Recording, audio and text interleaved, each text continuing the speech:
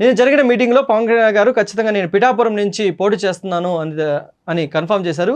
ఈ నేపథ్యంలో రాష్ట్రం మొత్తము పిఠాపురం నియోజకవర్గం పైన అందరి దృష్టి ఉంది.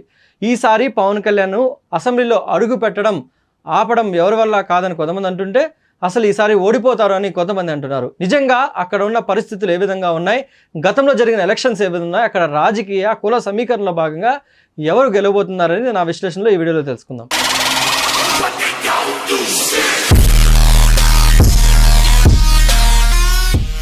ఇక వీడియోలోకి వెళ్తే ఈసారి పవన్ కళ్యాణ్ గారు ఖచ్చితంగా 2024 సార్వత్రిక ఎన్నికలలో పిఠాపురం నియోజకవర్గం నుంచి బరిలో ఉండబోతుందని స్పష్టం చేశారు. ఈ నేపథ్యంలో ఆంధ్రప్రదేశ్ మొత్తం కూడా ఆయన అభిమానులతో పాటు ఇతర సంబంధించిన వ్యక్తులు కూడా అసలు పిఠాపురం నియోజకవర్గాన్ని ఎందుకు ఎంచుకున్నారు అనేది అందరిలో ఆసక్తి నెలకొంది. ఈ నేపథ్యంలో మనం ఒకసారి పిఠాపురము గత 15 ఏళ్ళ డేటాను అంటే 2009, 2014, 2019 ఈ 3 సంవత్సరాల సంబంధించి ఈ 3 ఏళ్ళు అంటే 3 టర్ములకు సంబంధించిన ఎలక్షన్స్ ఒకసారి మనం గమనించినట్లయితే ఒకసారి మనం వికీపీడియా ద్వారా చూద్దాము. దీన్ని బట్టి మనకు అర్థమైపోతుంది ఈసారి మీరే అంచనా వచ్చేచ్చు అసలు ఎవరు గెలుస్తారు అనేది. ఎందుకంటే ఆ నియోజకవర్గంలో ఒక సమీకరణ కొనసాగుతుంది. అది దాన్ని బట్టే మనము కన్ఫామ్గా ఎవరు గెలుస్తారో మీరే చెప్పవచ్చు అనమాట. నేను నీట్గా క్యాలిక్యులేషన్స్తో సహా చెప్తాను, మీరు వీడియో మొత్తం లాస్ట్ వరకు చూడండి. ఆ తర్వాత మీ కామెంట్ కూడా చెప్పండి గెలుస్తారా లేదని బట్టి. 2004లో ఇక్కడ బీజేపీ తరపున దొరబాబు పెండెం 46,518 ఓట్లతో గెలిచారు. గుర్తుపెట్టుకోండి బీజేపీ అంటే బీజేపీ కూడా ఎందుకంటే ఇప్పుడు నేను బీజేపీ కూడా ఎందుకు తీసుకొస్తున్నానంటే బీజేపీ కూడా కలిసి పోటీ చేస్తుంది అంటే అక్కడ ఇంత వాళ్ళకు ఓటు బ్యాంక్ ఉందని మనం అర్థం చేసుకోవడానికి చెప్తున్నాను అనమాట. ఇక్కడ చూడండి బీజేపీ 46,518 ఓట్లతో గెలిచింది. ఎప్పుడు 2004 ఓట్లలో కాంగ్రెస్ పైన. అలాగే 2009కి వచ్చామనుకోండి, 2009లో అప్పుడే కొత్తగా పట్టిన చిరంజీవి గారి పార్టీ పీఆర్పీలో నుంచి వంగ గీతా విశ్వనాథం గారు గెలిచారు. 46,623 ఓట్లతో గెలిచారనమాట. తర్వాత సెకండ్ దాంట్లో కూడా మీరు గమనించాలి, ఇది కూడా ఈ పాయింట్ మీరు గమనించినట్లయితే టీడీపీ నుంచి ఎస్విఎస్ఎన్ వర్మ, ఈ పాయింట్ కూడా మీరు గుర్తుపెట్టుకోండి. ఎస్విఎస్ వర్మ గారు 45,000 ఓట్లతో సెకండ్ పొజిషన్లో ఉన్నారు. 2014 మనం ఒకసారి గమనించినట్లయితే చూడండి, 2014లో ఏం జరిగింది అంటే ఎవరైతే టీడీపీ సంబంధించిన గతంలో పోటీ చేసిన ఎస్విఎస్ఎన్ వర్మ గారు ఇండిపెండెంట్గా గెలిచి 97,511 ఓట్లతో గెలిచారు. నెక్స్ట్ గతం అంటే 2019 లాస్ట్ ఎలక్షన్స్లో ఒక్కసారి మీరు సమీకరణ గమనించినట్టయితే ఇది మనకి ఇంపార్టెంట్. ఎందుకంటే గతంలో జస్ట్ 5 years అయింది కాబట్టి మొత్తం ఇక్కడ చూడండి వైఎస్ఆర్సీపీ దొరబాబు పెండెం వచ్చి 83,000 ఓట్లు వచ్చినాయి, అవునా. నెక్స్ట్ టీడీపీ చూడండి ఎస్విఎస్ఎన్ వర్మ 68,467 ఓట్లు, ఓకేనా. అలాగే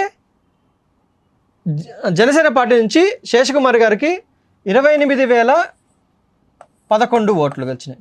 ఇవి రెండు మనం కూడుకోండి, ఎందుకంటే లాస్ట్ ఇయర్లో వీళ్ళిద్దరు కలిసి పోటీ చేసింటే ఎన్ని ఓట్లు వచ్చింటాయని లెక్కేసుకుంటే 8, 7, 4, 16, 9 96,478 ఓట్లతో గెలిచేవారు, ఓకేనా. మీకు నీట్గా అర్థమవుతుంది చూడండి. ఒకవేళ రెండు కలిసి అప్పుడే పోటీ చేసింటే ఖచ్చితంగా ఇక్కడి నుంచి గెలిచేవారు. ఏది టీడీపీ జనసేన అప్పుడే కలిసి పోటీ చేసింటే ఇక్కడ కంపల్సరీ పిఠాపురంలో జనసేన టీడీపీ సంబంధించిన అభ్యర్థి గెలిచేవారు.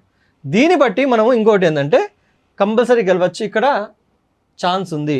అంటే మీకు 15% ఓట్ షేర్ ఉంది, 37 ఓట్ షేర్ ఉంది. 37 ప్లస్ 15% అంటే మనకు దాదాపు 52% షేర్, 52% ఓట్ షేర్తో గెలిచే అవకాశం ఉంది. కాబట్టి ఇది పవన్ కళ్యాణ్ గారు ఈ నియోజకవర్గం సెలెక్ట్ చేసుకోవడానికి అసలు కారణం ఇవే. ఆయన గతంలో మీ ఒకవేళ జనసేన టీడీపీ కలిసి పోటీ చేసింటే దాదాపు 28 నియోజకవర్గాలు గెలిచేవాళ్ళు రెండు కలిసి ఉంటే. కాబట్టి అది తెలుసుకొని ఇక్కడి నుంచి గెలిచారు. అలాగే ఇప్పుడు అసలు సమస్య ఏంటంటే ఎవరైతే ఎస్విఎస్ఎన్ వర్మ గారు ఇక్కడ నుంచి టీడీపీ కోసం టికెట్ ఆశించిన వ్యక్తి ఇప్పుడు ఈయన పైన ఆధారపడి ఉంది. నా భవిష్యత్ కార్యాచరణ నా కార్యకర్తలు నిర్ణయిస్తారని చెప్తున్నారు. ఇప్పుడు అసలు సమస్య ఏంటంటే ఎవరైతే ఎందుకంటే పివిఎస్ఎన్ వర్మ గారు మీరు చూసుకోండి ఇక్కడ గత 15 ఏళ్ళ నుంచి ఎలక్షన్ బరిలో ఉంటున్నారు. ఎందుకంటే 2019లో చూడండి టీడీపీ తరఫున చేశారు, 2014లో ఇండిపెండెంట్గా గెలిచారు, అలాగే 2009లో టీడీపీ తరఫున సెకండ్ పొజిషన్ వచ్చారు.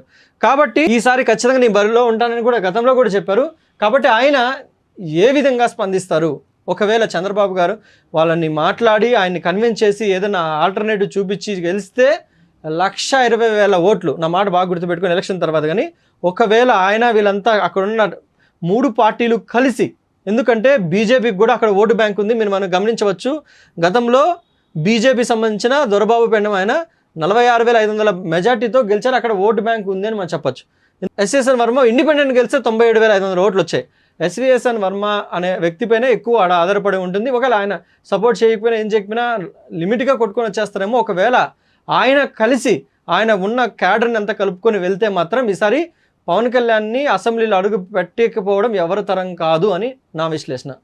ఇది ఈ వీడియో. మీకు దీనిపైన పవన్ కళ్యాణ్ గారు అక్కడ పిఠాపురం పోటీ చేస్తారా లేదా అని అక్కడ ఉన్న ఎవరైనా లోకల్ ఉన్న వారికి ఉంటే మీ కామెంట్ రూపంలో తెలియజేయండి. మరో వీడియోలో మళ్ళీ కలుసుకుందాం. Keep watching.